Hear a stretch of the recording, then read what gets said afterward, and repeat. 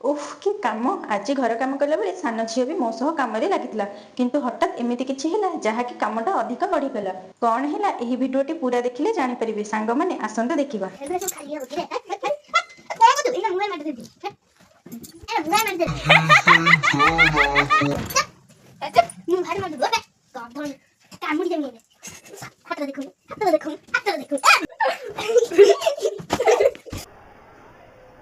ये बाबूराव का स्टाइल है।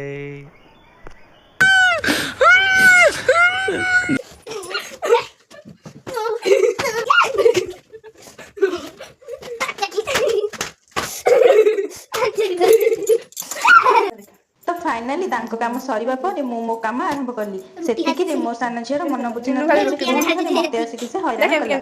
ସାଙ୍ଗମାନେ ଏସବୁ ପରିସ୍ଥିତିର ସମ୍ମୁଖୀନ ହେଇଛନ୍ତି କି ନାହିଁ ପ୍ଲିଜ କମେଣ୍ଟରେ ଜଣାଇବେ। ରହିଲି, ଜୟ ଜଗନ୍ନାଥ।